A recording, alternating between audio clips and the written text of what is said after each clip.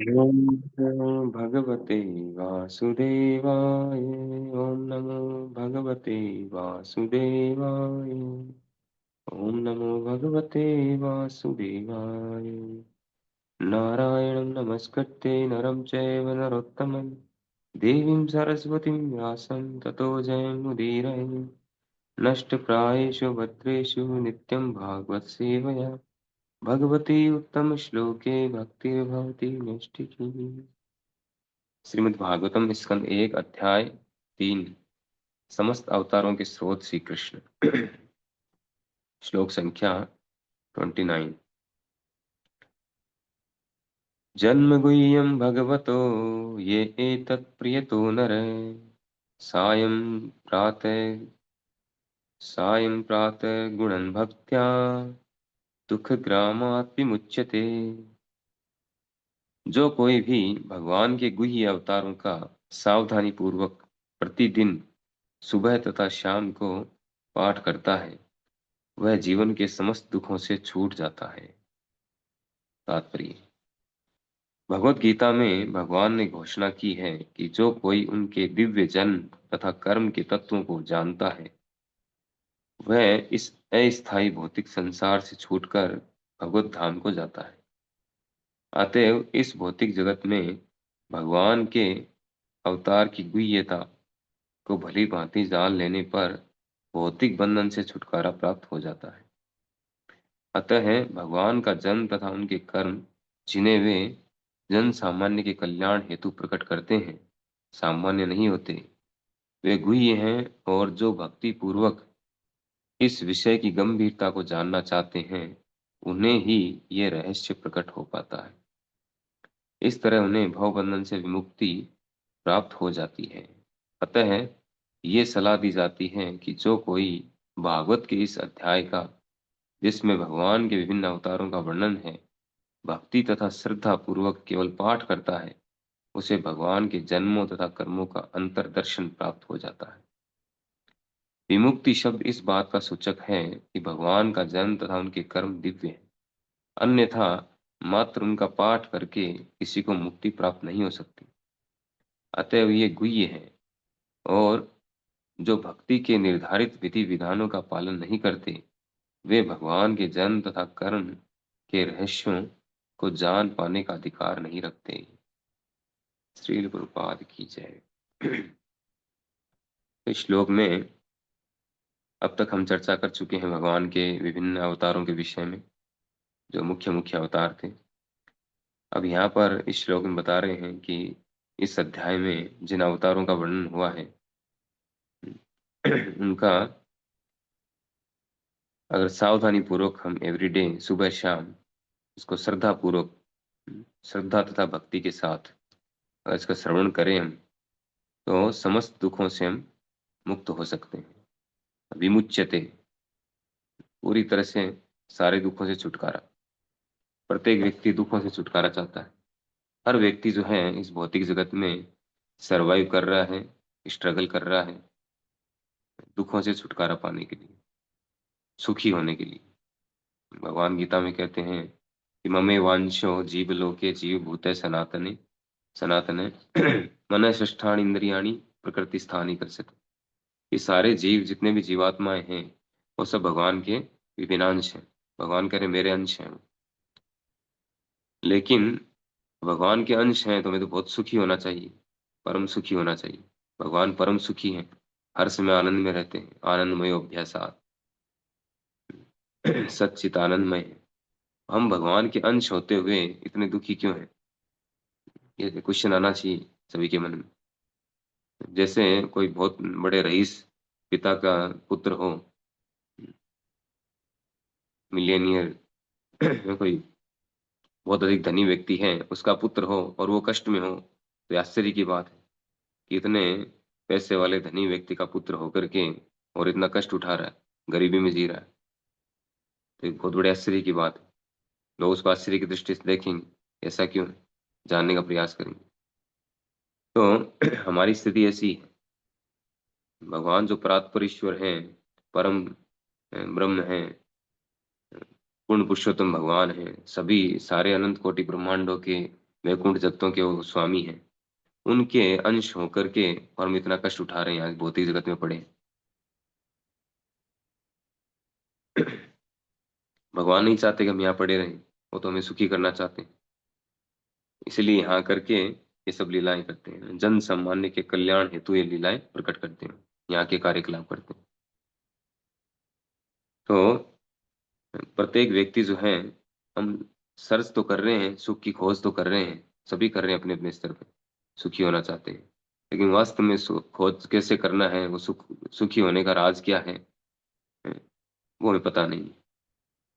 तो यहाँ कह रहे हैं कि ये सुखी होने का राज जो यहाँ बताया गया है, सारे दुखों को खत्म करने का राज, सबसे जो गुह्य है, गुह्यतम, जन्म गुह्य, गुह्यम भगवतो। भगवान के जो कार्यकलाप हैं, उनका जन्म है, ये सब गुह्य है। और इनको जान लेने मात्र से, इनको समझ लेने मात्र से हम सुखी हो सकते हैं। कितना सरल प्रोसेस है। लेकिन इतना सरल है नहीं, क्योंकि इसमें कंडीशन डाली है प्रभुपाद जी ने। कैसे हैं? तो पहले तो भगवान के जन्म के विषय में बताते हैं, दिव्य हैं। और ये बात भगवान स्वयं कहते हैं गीता में, जन्म कर्म च में दिव्यम एवं यो वेति तत्व है, त्यक्त्वा देहम पुनर्जन्म नैति मामेति सोर्जुन। भगवान कहते हैं कि मेरे जन्म और जो मेरे कार्यकलाप हैं वो सभी दिव्य हैं। और जो इसकी दिव्यता को जान लेता है, दिव्य प्रकृति को जान लेता है, वह जन्म मृत्यु के चक्कर से मुक्त हो जाता है। मुक्त होकर के मेरे परम धाम में आता है, उसको प्राप्त करता है, वो परम सुखी हो जाता है। तो हमें लगता है बहुत सरल है, हम गीता पढ़ के, भागवत पढ़ के जान लेंगे, है ना, इतना सरल है। तो ऐसा भी नहीं है। हम देखते हैं ऐसे बहुत सारे कथाकार हैं जो कई कई वर्षों से कथाएं करते आ रहे हैं, है ना। बहुत सारे कथाकार जो पैसे लेकर के कथाएं करते हैं, तो भगवान की जन्म लीला भी करवाते हैं, और कई ऐसे वो कथा के दौरान सारे कार्यक्रम करवाते हैं। तो जानते ही हैं वो कथा के बारे में, तो भगवान के बारे में तो कथा कर रहे हैं इतने समय से, तो उनसे छुपा थोड़ी है। लेकिन फिर भी ये ओपन सीक्रेट है, फिर भी छुपा है। वो इतने टाइम से कथा कर रहे हैं, फिर भी वो मुक्त नहीं है। मुक्त होने का जो प्रोसेस है, यानी उन्होंने मुक्त कब होंगे, जब वो अच्छी तरह से जान पाएंगे इसको, यानी उन्होंने जाना नहीं अच्छी तरह से। तो यहाँ पर रूपा जी बता रहे हैं कि वे गुह्य हैं, और जो भक्ति पूर्वक इस विषय की गंभीरता को जानना चाहते हैं, उन्हें ही ये रहस्य प्रकट होता है। भगवान के कार्यकलाप दिव्य हैं, उनका जन्म दिव्य है, ये एक बहुत बड़ा रहस्य है। और ये रहस्य कब प्रकट होगा?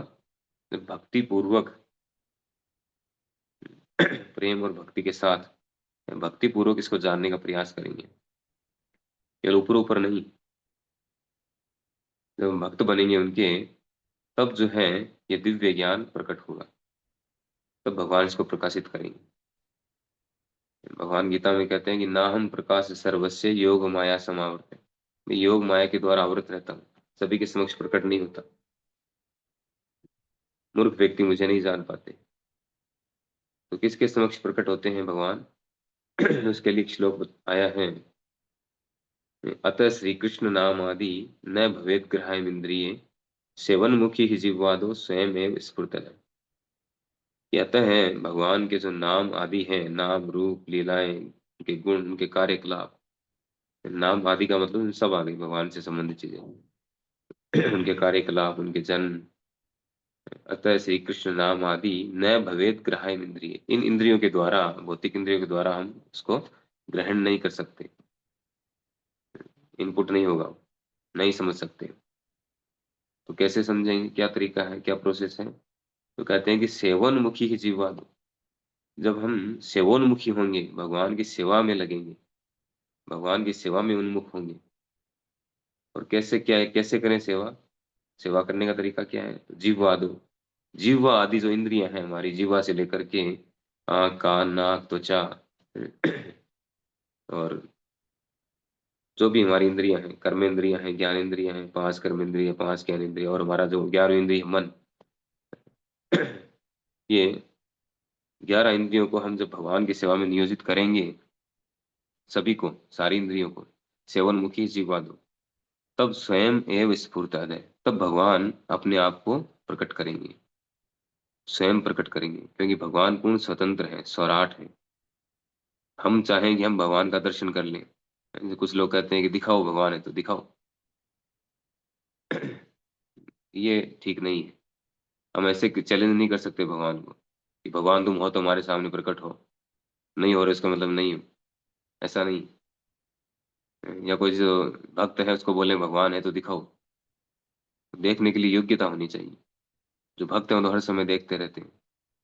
प्रेमांजन अच्युत भक्ति विलोचन संत सदैव हृदय विलोकयन्ति। जो भक्त हैं वो तो वो हर समय भगवान का दर्शन करते हैं। क्यों करते हैं? क्योंकि उनकी आंखों में प्रेम रूपी अंजन है, प्रेम रूपी काजल लगा है। वो भगवान से प्रेम करते हैं, इसलिए वो देखते हैं। वो हर समय भगवान की सेवा में लगे रहते हैं, सततम निरंतर भगवान की सेवा में लगे रहते हैं। तो अगर हम हमारी इंद्रियों को भगवान की सेवा में नियोजित करते हैं कंटिन्यूअसली, तब भगवान अपने आप को स्वयं एवं स्फुरत अपने आप को प्रकट करेंगे। वो स्वतंत्र हैं, वो करें या नहीं करें उनकी मर्जी है। तो हमारा कार्य उनकी सेवा करना। और जब देखेंगे कि व्यक्ति एलिजिबल है समझने के लिए मुझे, तब वो प्रकट करेंगे अपने आप। नहीं तो नहीं करेंगे। तो यही एक कंडीशन है कि हम प्रेम और भक्ति के साथ उनकी सेवा में लगे, तब ये रहस्य प्रकट होगा हमारे समक्ष। और जब ये रहस्य प्रकट होगा तो हम सारे कष्टों से मुक्त हो जाएंगे। विमुक्त, मुक्त नहीं केवल विमुक्त। पूरी तरह से कुछ भी नहीं रहेगा, लेश मात्र भी जो बंधन का कारण नहीं रहेगा। पूरी तरह से मुक्त हो जाएंगे। एक विशेष पॉइंट यहाँ पे प्रभुपाद जी बताते हैं कि विमुक्ति शब्द इस बात का सूचक है कि भगवान का जन्म तथा उनके कर्म दिव्य है। ये विमुक्ति शब्द इस बात का सूचक है। क्यों है? क्योंकि आप सोचिए, किसी व्यक्ति के बारे में सुनने मात्र से, जानने मात्र से हम मुक्त हो जाएं, भौतिक जगत के पूरे झंझटों से मुक्त हो जाएं, जन्म मृत्यु के चक्कर से मुक्त हो जाएं, कितनी बड़ी बात है। कोई व्यक्ति जेल में है और उसको पता चले वैसा फॉर्मूला कि तुम जो है इस व्यक्ति के बारे में केवल बात करो, डिस्कशन करोगे या समझोगे, समझने का प्रयास करोगे तो मुक्त हो जाओगे जेल से। ऐसा पॉसिबल है? वो जेल में है, उसको ऐसा फॉर्मूला मिला किसी को आज तक कि आप जेल में रह करके और किसी व्यक्ति के बारे में पढ़ करके समझ करके मुक्त हो जाओगे, जेल से जल्दी छूट जाओगे? नहीं है। तो उस जेल से नहीं छूट सकते हैं जो साधारण यहाँ की जो जेल है, ऐसा कोई प्रोसेस नहीं है। और लेकिन इस भौतिक जगत रूपी जेल से, जो इतना खतरनाक जेल है जहाँ जन्म मृत्यु का चक्कर है, इस जेल से मुक्त हो सकते हैं केवल मात्र भगवान को समझने से। तो बहुत बड़ी बात है। ऐसा क्यों है? क्योंकि भगवान पूरी तरह से मुक्त है, मुक्त पुरुष है। भगवान इस भौतिक जगत से परे है, वो आध्यात्मिक है, इस भौतिक जगत के नहीं है।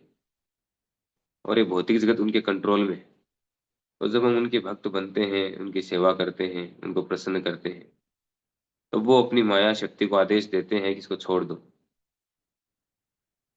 तो हमें छोड़ दिया जाता है। उनके कंट्रोल में सब कुछ। तो भगवान इस भौतिक जगत से परे हैं, और उन ऐसे और दिव्य हैं, परे हैं इसका मतलब दिव्य हैं, प्रकृति के गुणों के अधीन नहीं है। तो वो दिव्य हैं, उनका हम गुणगान करते हैं क्योंकि उनका नाम भी दिव्य है, उनको अर्पित किया गया प्रसाद भी दिव्य है, उनकी कथाएं भी दिव्य है, सब कुछ दिव्य है। उनमें भौतिकता का लेश मात्र भी नहीं है। भगवान से संबंधित जो कुछ भी है उसमें भौतिकता का लेश मात्र भी नहीं। इसलिए जब हम भगवान से संबंधित कार्यकलाप करते हैं, उनकी सेवा करते हैं, प्रसाद खाते हैं, वो सब कुछ दिव्य होता है। और वो दिव्य प्रोसेस अपनाने से, फॉलो करने से हम दिव्य बन जाते हैं, हम भी उस स्तर पे आ जाते हैं। इसीलिए मुक्त हो जाते हैं।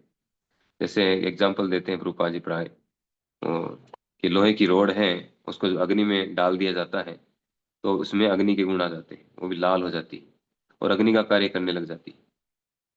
तो लोहे का काम नहीं करती। लोहा तो हार्ड होता है, उसको मोड़ नहीं सकते। अगर हेवी सरिया हो लोहे का मोटा, 18 16 गेज का, 20 गेज का, उसको मोड़ नहीं सकते हाथ से। लेकिन अगर वो आग में इसको लाल कर लिया तो उसको मोड़ सकते हैं। यानी उसके लोहे के गुण जो है बदल गए। उसमें अग्नि के गुण आ गए पूरी तरह से, और जिसको टच करेगा उसको जला के भस्म कर देगा। तो उसी प्रकार से जब कोई व्यक्ति भगवान के संपर्क में आता है, उनके नाम के संपर्क में आता है, तो पूरी तरह से उसमें भगवान के दिव्य गुण प्रकट हो जाते हैं। तो इसमें भौतिक गुण लेश मात्र भी नहीं रहते, इसलिए मुक्त हो जाता है। इवन इस भौतिक शरीर में रहते हुए भी मुक्त रहता है, अगर वो मन वचन कर्म से भगवान की सेवा में लगा हुआ है। जीवन मुक्त से उच्चते, इस भौतिक शरीर में रहते हुए भी मुक्त है। तो ये विशेषता है भगवान के गुणों की। अंत में रूपा जी बता रहे हैं कि अतएव ये गुह्य है, और जो भक्ति के निर्धारित विधि विधानों का पालन नहीं करते, वे भगवान के जन्म तथा कर्म के रहस्यों को जान पाने का अधिकार नहीं रखते। तो अगर हम भगवान के जन्म कर्म के रहस्यों को जानना चाहते हैं, सारी समस्याओं से मुक्त होना चाहते हैं, तो एकमात्र प्रोसेस जो है, जो प्रभुपाद जी ने हमें प्रोसेस दिया है, वो क्या है? वो है भक्ति के निर्धारित विधि विधान, जो साधना भक्ति जो है, जिसको हम फॉलो कर रहे हैं। 16 माला का जप करना है, मंगला करना है, गुरु पूजा, जो आरतियां हैं, और भागवतम का श्रवण करना है, गीता अध्ययन करना है। इस प्रोसेस को सीरियसली हम सिंसियरली फॉलो करते जाएंगे, तो स्वाभाविक रूप से हमें वो दिव्य ज्ञान मिलेगा। भगवान अपने आप को प्रकट करेंगे, गुरु कृष्ण के आदेशों का पालन करते जाएंगे। अन्यथा हम उसको जानने के अधिकारी नहीं है। और दिव्य ज्ञान को जानने का एकमात्र ही उपाय है कि हम गुरु कृष्ण के आदेशों का पालन करते जाएं। हरे कृष्ण। श्रीमद् भागवत महापुराण की जय। श्रील प्रभुपाद की जय।